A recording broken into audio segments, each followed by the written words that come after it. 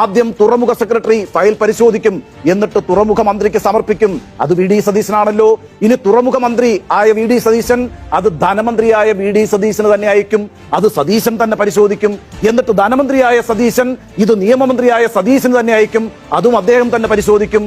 എന്നിട്ട് ഈ അഭിപ്രായങ്ങളെല്ലാം കൂടി കൂട്ടിച്ചേർത്ത് ഒടുവിൽ മുഖ്യമന്ത്രിക്ക് സമർപ്പിക്കും. സർക്കാരും വിഴിഞ്ഞം പോർട്ടുമായി നടത്തുന്ന എല്ലാ ഇടപാടുകൾക്കും ഒരു ഇന്റർമീഡിയറി വിഭാഗമുണ്ട് കേട്ടോ. അതിനെ വിസിൽ എന്നാണ് വിളിക്കുക. അതിന്റെ മാനേജിംഗ് ഡയറക്ടർ, അദ്ദേഹം സർക്കാർ നിയമിക്കുന്ന ഒരു ഉദ്യോഗസ്ഥനാണ്. അദ്ദേഹമാണ് ഈ കമ്മിറ്റിയുടെ കൺവീനർ എന്ന് പറയുന്നത്. ഇനിയിപ്പോൾ ഈ കമ്മിറ്റിയിൽ 3 അംഗങ്ങൾ കൂടിയുണ്ട്.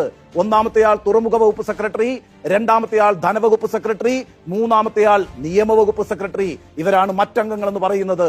ഈ 3 വകുപ്പുകളും, അതായത് തുറമുഖം, ധനം, നിയമം, ഈ വകുപ്പുകൾ ആരാണ് ഭരിക്കുന്നത്?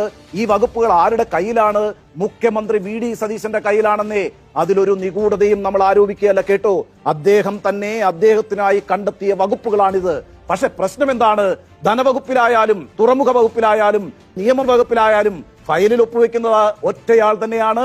അത് വി ഡി സതീശനായിരിക്കും. അതാണ് പ്രശ്നം. ആദ്യം തുറമുഖ സെക്രട്ടറി ഫയൽ പരിശോധിക്കും, എന്നിട്ട് തുറമുഖ മന്ത്രിക്ക് സമർപ്പിക്കും.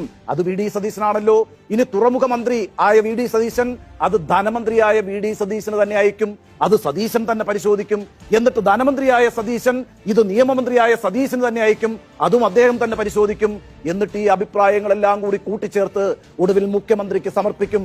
അതിൽ അന്തിമ തീരുമാനം മുഖ്യമന്ത്രി സതീശൻ തന്നെ എടുക്കും. ഇതാണെന്നേ നടക്കാനിരിക്കുന്നത്. ഇനിയിപ്പം ഉദ്യോഗസ്ഥ തലത്തിൽ ഈ കാര്യം ആരാണ് ആദ്യം പരിശോധിക്കാൻ പോകുന്നത്? സ്വാഭാവികമായും അത് തുറമുഖ സെക്രട്ടറി ആയിരിക്കുമല്ലോ. വിഴിഞ്ഞം അദ്ദേഹത്തിന്റെ വകുപ്പാണല്ലോ. ആരാണ് തുറമുഖത്തിന്റെ ഇപ്പോഴത്തെ സെക്രട്ടറി എന്ന് പറയുന്നത്? രത്തൻ യു ഖേൽക്കർ ആണ് ഈ തുറമുഖ സെക്രട്ടറി എന്ന് പറയുന്നത്. അത്ഭുതകരമെന്ന് പറയട്ടെ, അദ്ദേഹം തന്നെയാണ് കേട്ടോ മുഖ്യമന്ത്രിയുടെ പ്രിൻസിപ്പൽ സെക്രട്ടറിയും.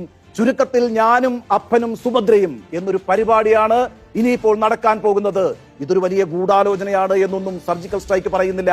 പക്ഷേ CPM-ന്, അതായത് മുഖ്യ പ്രതിപക്ഷ പാർട്ടിക്ക് ആ സംശയമുണ്ടെന്നേ. ഇന്ന് CPM സംസ്ഥാന സെക്രട്ടറി MV ഗോവിന്ദൻ എന്താണ് പറഞ്ഞത്? അദാനിയും സതീശനും തമ്മിലുള്ള ഡീലാണ് നടക്കുന്നത് എന്നാണ്.